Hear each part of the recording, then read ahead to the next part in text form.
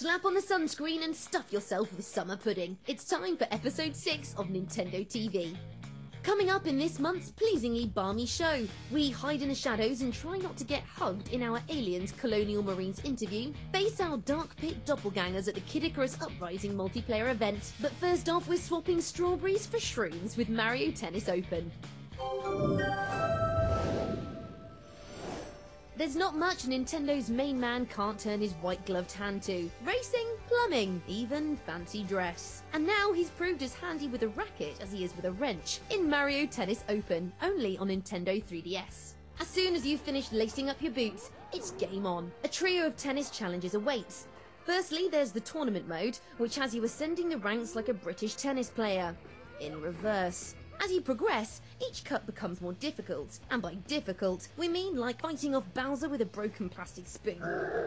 The enemy AI is slipperier than a sack of greased weasels, and you'll have to master the chance shots if you want to win. There's an exhibition mode for single customised matches, as well as a selection of snazzy mini-games. Our absolute favourite has to be Super Mario Tennis, which had us acing Goombas, busting blocks, and relentlessly humming the theme from the original Super Mario Bros.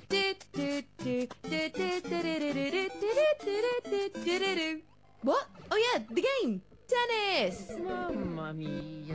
As you'd expect from a Mario game, there's a sprawling selection of 16 playable characters. Each one comes with their own set of unique skills. You can even customise your Mii with over 170 play-enhancing items from rackets to wristbands. Finally, we can fulfil the tennis dream that we were too wheezy to achieve in real life. Mario Tennis Open also supports extensive online and local wireless multiplayer, including download play for up to 4 players. And much like Mario Kart 7, it's deliciously easy to go online and play ball with your buddies.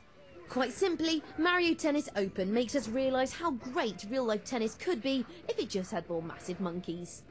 Mario Tennis Open is available in shops from the 25th of May. Is it a bird? Is it a plane? No, it's news! Welcome to this month's update. First up, we've got the latest on the sequel to our favourite RPG. It's Pokemon Black and White 2. This Nintendo DS exclusive takes place 2 years after the last game, with 2 new trainers who kick off their adventure in the new hometown of Hyoji City. If that's not enough, expect new gym leaders and a Pokédex that's swollen to Snorlax proportions. The game is set to launch in Japan from June, with the European release following behind like a faithful Pikachu. Prepare to hide under your snug blanket, people. Things are about to get creepy with Aliens Colonial Marines coming to Wii U at the end of the year. We recently got the chance to meet up with developer Gearbox Software, who told us how pumped they are by Nintendo's new kit. I think, things like the Wii U are really becoming very sexy with what you can do with the controller, and especially with what you're able to do with, using things like motion tracker or whatever the sub-gameplay will be that you get to see on there. I think that's a compelling experience. I think the machine itself will be one of the best looking versions of the game. And these guys spend their days tinkering with pulse rifles and powerlifters. High five if you're excited too. No, not you. Not you! In our final piece of Hold Me I'm Terrified news, Project 02 is getting a Wii makeover. If you're not familiar with the series, it's all about helpless Japanese girls hunting ghosts in crumbling shadowy mansions. Worst of all, you only have a camera to defend yourself. Okay, so it might be a magic camera, but still, any chance of a lead pipe?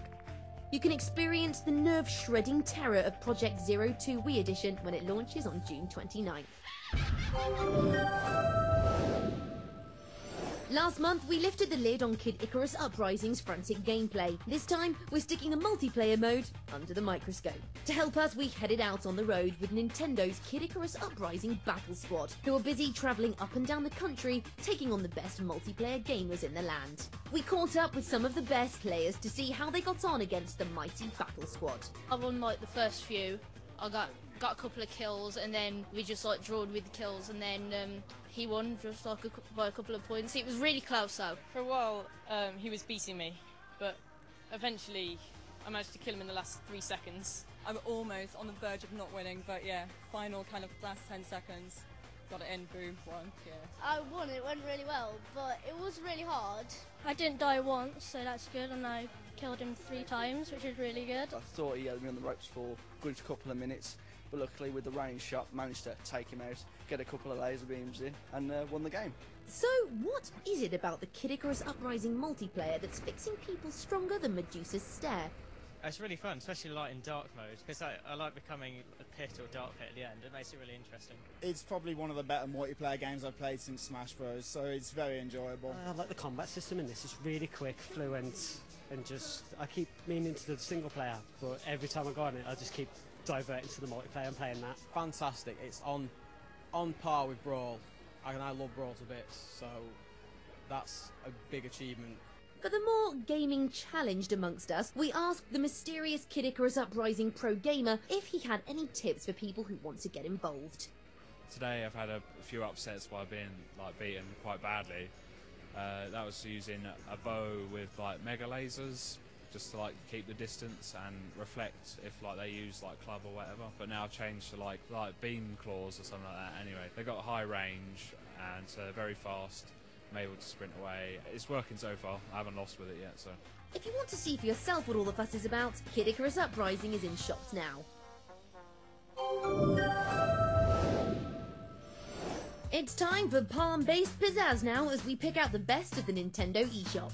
Life would be rubbish without colours. Oranges would just be called balls and rainbows would become depressing grey sky stripes. Thank heavens then for Colours 3D, which turns your Nintendo 3DS into a professional drawing machine. Whether you're doodling aimlessly or looking to create digital masterpieces, Colours 3D makes great use of the Nintendo 3DS touchscreen and stylus.